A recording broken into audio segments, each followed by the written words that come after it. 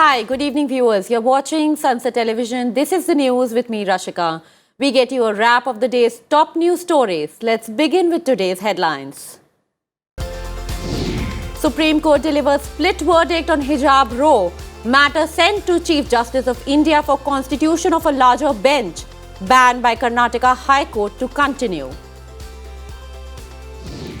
Prime Minister launches various developmental projects in Himachal.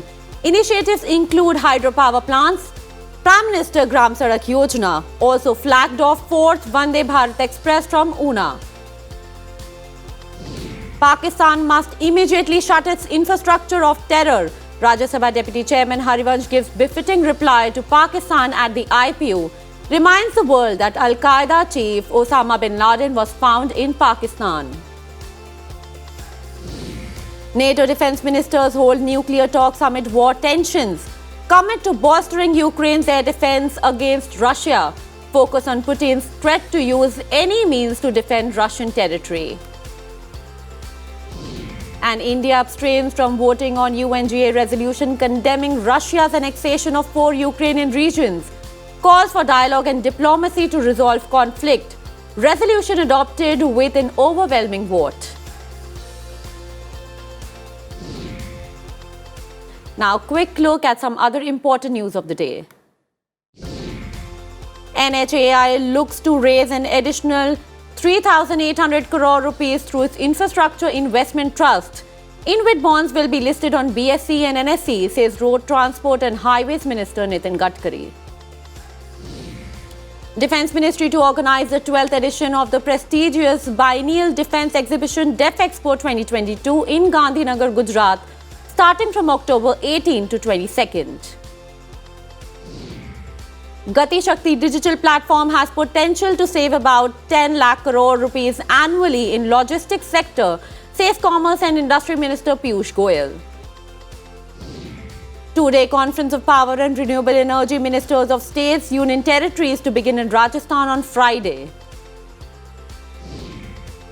External Affairs Minister Dr. S. Jaishankar on a two-day visit to Egypt on October 15th and 16th. The latest Living Planet report by Worldwide Fund for Nature says there has been a 69% decline in the wildlife populations across the globe in the last 50 years. A SpiceJet plane makes an emergency landing at Hyderabad. 86 passengers were on board the aircraft. Union Minister Kiren Rijiju underscores need to promote sports culture in India. Stresses conducive ecosystem must to create lucrative career opportunities for stakeholders in sports outside cricket. A rare protest attacking President Xi Jinping and China's COVID restriction take place in Beijing. Images show 2 protest banners. Beijing swiftly stops protests. 2 people dead after a shooting outside an LGBT venue in Slovakia's capital, Bratislava. Now, news in detail. Prime Minister Narendra Modi laid the foundation stones of 2 hydropower projects in Chamba in Himachal Pradesh. He also launched the 3rd phase of Pradhan Mantri Gram Sadak Yojana. Addressing a public gathering, Prime Minister Modi said that making lives easier for people of hilly regions and tribal areas is the government's priority. He asserted that Himachal Pradesh has the power of BJP's double-engine government that is devoted to all-round development of the state. 8 वर्ष में अब तक 12,000 kilometre लंबी गांव की सड़कें बनाई और 5,000 करोड़ रुपए की लागत से आपके जीवन को बदलने के लिए जी जान से कोशिश की है भाई। यानी पहले के मुकाबले करीब करीब 2 गुनी से ज्यादा सड़कें बनी है। 2 गुने से भी ज्यादा हिमाचल की सड़कों पर निवेश किया गया है। हिमाचल के सैकड़ों गांव पहली बार सड़कों से जुड़े हैं। आज जो योजना शुरू हुई है, इससे भी 3,000 किलोमीटर की सड़कें गांवों में नई बनेगी। The 2 hydropower projects will generate over 270 million units of electricity annually. Himachal Pradesh is expected to get annual revenue of around 110 crore rupees. Under PMGSY 3, over 3,125 kilometers of rural roads will be upgraded. Prime Minister Modi laid foundation stone of a bulk drug park in Una district during his visit to the state. He also dedicated to the nation the Indian Institute of Information Technology, Una. Prime Minister accused the past governments of denying facilities to the people that were available in other parts of the world, even in the 20th century and in his home state Gujarat a few years ago. Addressing a public rally at Indira Gandhi Stadium in Una, Prime Minister hoped that the state will break the trend of electing different parties every election this time. आज ही हिमाचल की अपनी triple IT की संस्था स्थायी building, इसका भी लोकार्पण हुआ है। प्रोजेक्ट इस बात की झांकी है कि डबल इंजन की सरकार हिमाचल को किस बुलंदी पर देखना चाहती है। The bulk drug park at Haroli will be built at a cost of more than 1,900 crore rupees. It is expected to attract investments of around 10,000 crore rupees and provide employment to more than 20,000 people. Prime Minister Narendra Modi flagged off India's fourth Vande Bharat Express train from the Una railway station in Himachal Pradesh. The train will run between Andorra in Himachal Pradesh and New Delhi. The new Vande Bharat train is an advanced version compared to the earlier ones. It is much lighter and capable of reaching higher speed in shorter duration.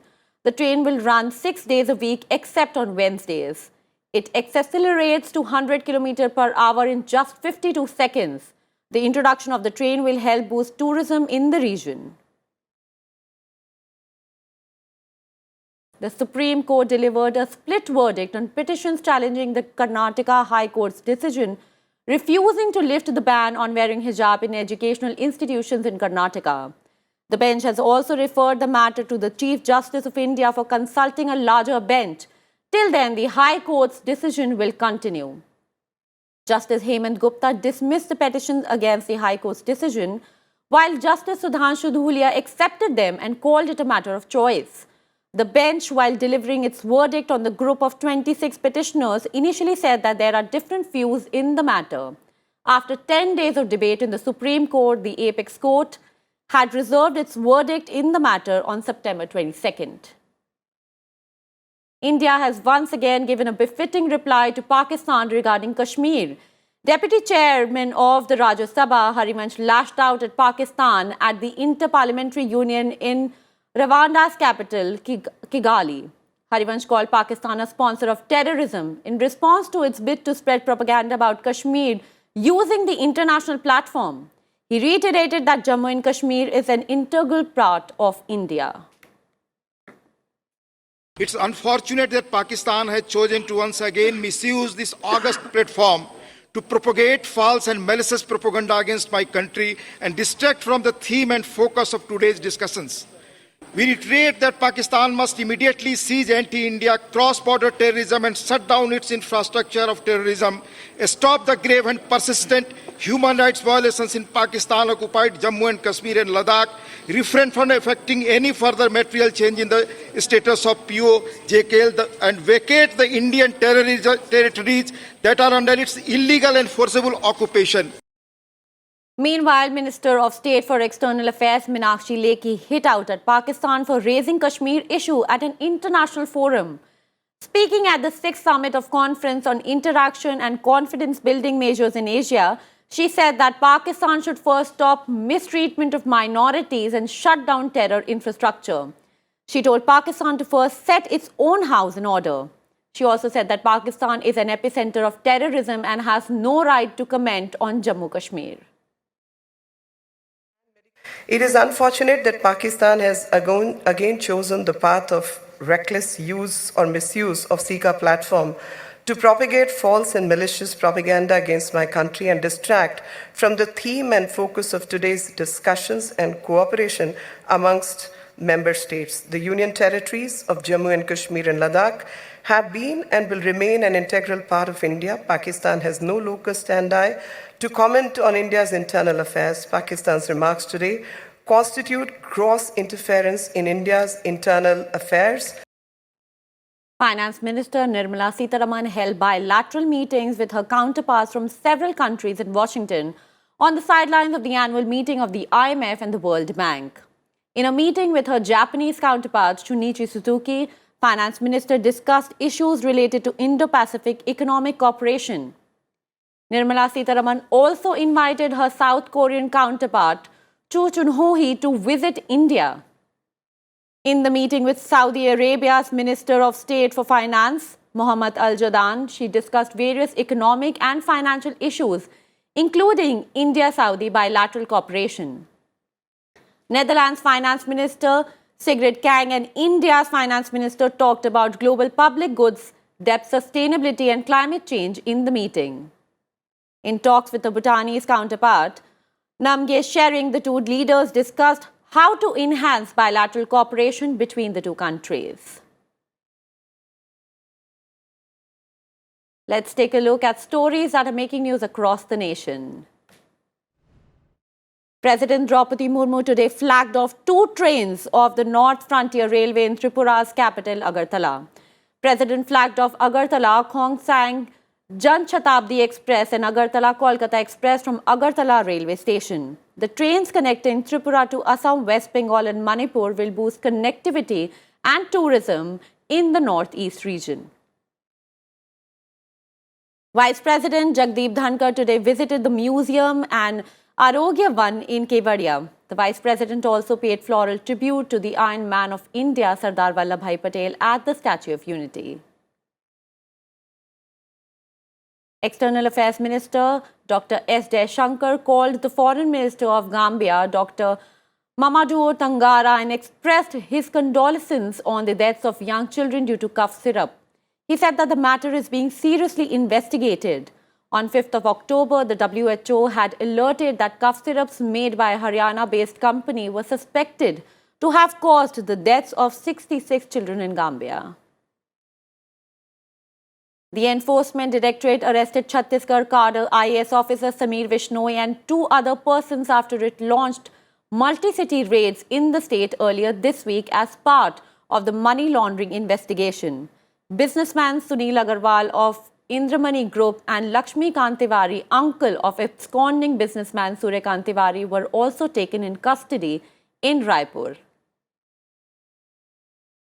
Security forces have found 3 improvised explosive devices and some ammunition from a forest area in Ramban district of Jammu and Kashmir. 3 IEDs, some AK series rifle, Pika rounds, a detonator fuse and 5 explosives were found in a sandbag hidden in the higher reaches of Dharam forest in Sangaldan, Ramban, SSP Mohit Sharma said. Now time for a short break in the bulletin. We'll see you on the other side with more news. Welcome back to the news. Now time for all the updates from the Russia-Ukraine war front.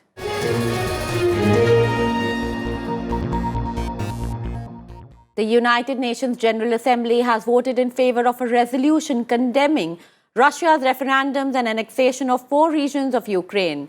India abstained from the vote but called for immediate cessation of hostilities and return to dialogue and diplomacy. Here is a detailed report. India abstained from voting in the UN General Assembly on a draft resolution condemning Russia's referendums and annexation of parts of Ukraine. India said its decision is consistent with its well-thought-out national position. India's permanent representative to the UN, Ambassador Ruchira Kambodge, said India urged that all efforts be made for an immediate cessation of hostilities and an urgent return to the path of dialogue and diplomacy. She said India will support all efforts towards de-escalation. India is deeply concerned at the escalation of the conflict in Ukraine, including the targeting of civilian infrastructure and the deaths of civilians. We have consistently advocated that no solution can ever be arrived at the cost of human lives. escalation of hostilities and violence is in no one's interest. We have urged that all efforts be made for an immediate cessation of hostilities and an urgent return to the path of dialogue and diplomacy. The 193-member General Assembly voted overwhelmingly on Wednesday condemning attempted illegal annexation of 4 Ukrainian regions of Donetsk, Kherson, Luhansk and Zaporizhzhia. The resolution also demanded that Moscow immediately reverse its actions carried out after Russia's illegal referendums. The resolution declared that the unlawful actions of Russia have no validity under international law and do not form the basis for any alteration of the status of these regions of Ukraine. The resolution, Territorial Integrity of Ukraine, defending the principles of the Charter of the United Nations, was adopted with 143 nations voting in favor. Russia, Belarus, North Korea, Syria and Nicaragua voted against, while 35 countries including India, China, Pakistan, South Africa and Sri Lanka abstained from voting. The UNGA hall erupted in applause after the resolution was adopted. Bureau Report, Sansad TV. NATO's members have committed to strengthening Ukraine's air defense against Russia in the wake of recent strikes. In a meeting in Brussels, the military alliance also discussed plans to hold a nuclear exercise next week. NATO defense ministers held talks for the second day at its headquarters in Brussels to assess the situation in Ukraine. The meet comes amid deepening concerns over Russian President Vladimir Putin's insistence that he will use any means necessary to defend Russian territory. The alliance has committed to deliver more air defense supplies to Ukraine. We will step up our support and in particular we will provide more air defense systems to Ukraine. I also welcome the very strong message from the international community yesterday. The vote in the UN was a clear condemnation of the illegal annexation of Ukrainian territories and a clear call on Russia, President Putin, to reverse these decisions and to respect the territorial integrity of Ukraine. Ukraine is pressing their allies for air defense systems to strengthen their counter-offensive against Russia amid Moscow's intensified attacks. Britain, Germany, France, Netherlands and Canada have promised to bolster Ukraine's air defense and also provide military aid. Germany and more than a dozen NATO partners are also aiming to jointly procure air defense systems that protect allied territory from missiles. Allies are also discussing ways to improve protection of their critical infrastructure. The United States is absolutely committed to its Article 5 commitments, and we are committed to defending every inch of NATO's territory if and when it comes to that. NATO defense ministers also met with their Swedish and Finnish counterparts in Brussels to discuss their accession process. Talks also focus on NATO's week-long annual deterrent exercise to be held next week, called Steadfast Noon, which is held around the same time every year.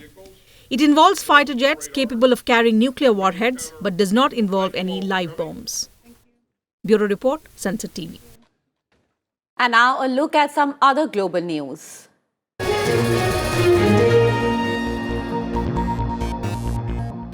The spacecraft that NASA deliberately crashed into an asteroid last month, succeeding in nudging the rocky moonlet out of its natural orbit.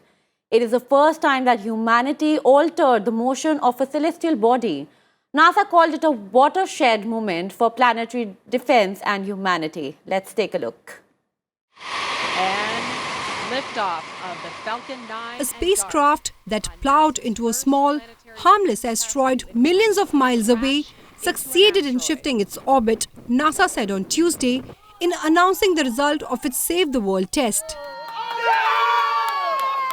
And now the team has confirmed that the spacecraft's impact altered the amorphous orbit around Didymos by 32 minutes and therefore successfully moved its trajectory.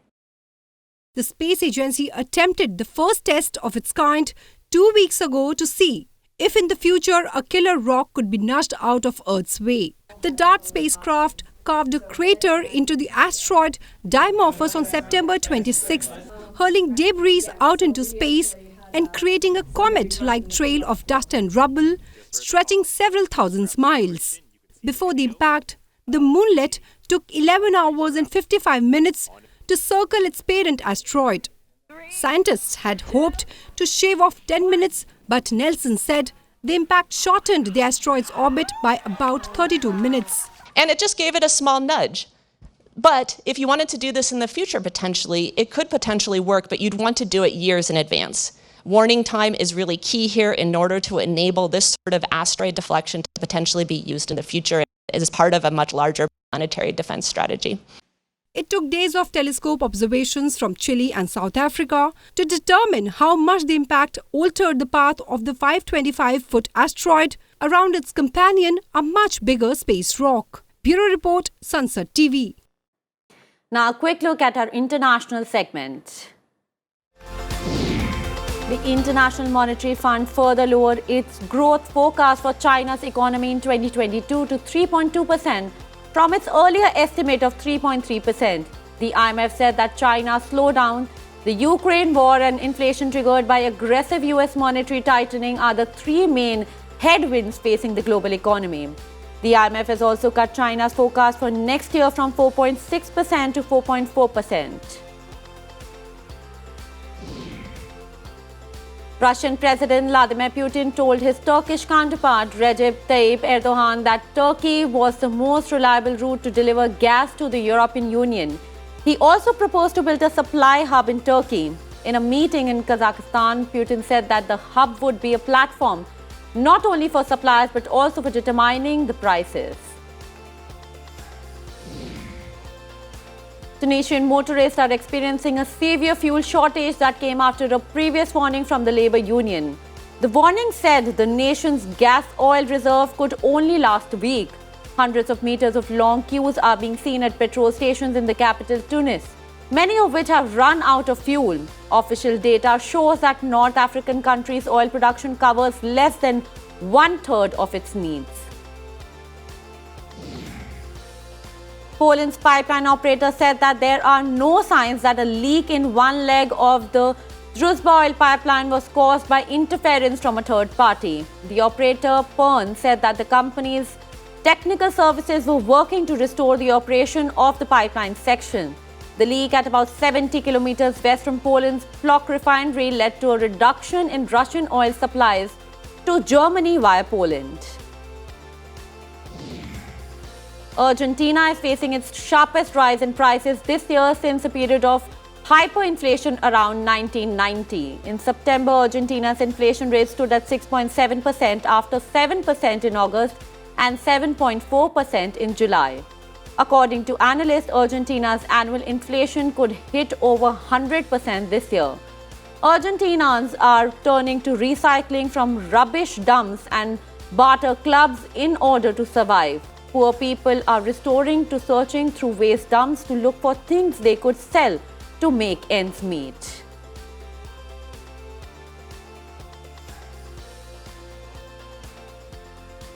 Now, all the latest from the world of sports. A dominant India crushed Minnows Thailand by 74 runs to storm into the final and remain on course for a record-extending 7th Women's Asia Cup title.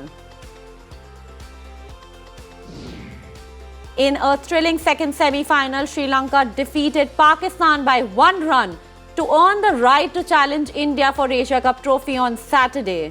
Sri Lanka posted a moderate 122 for 6 batting first, and then their bowlers restricted Pakistan to 121 for 6 in the allotted 20 overs. Western Australia beat India by 36 runs in the second practice match at the WACA ground in Perth. Excellent batting from KL Rahul but falls short by a big margin. India were chasing a target of 169. BCCI is planning to conduct a 5-team Women's IPL in March 2023 immediately after the Women's T20 World Cup ends in South Africa on February 26. A total of 22 matches are proposed to be played in the league. In the 6th match of the T20 Tri-Series being played between New Zealand, Pakistan and Bangladesh, Pakistan defeated Bangladesh by 7 wickets. Bangladesh put up 173 for 6. Pakistan reached the target with 1 ball remaining. Robert Lewandowski scored 2 late goals to save Barcelona from elimination in the Champions League in a thrilling 3-3 draw with Inter Milan at Camp Nou. Mohamed Salah scored fastest Champions League hat-trick as Liverpool crushed Rangers in a 7-1 demolition.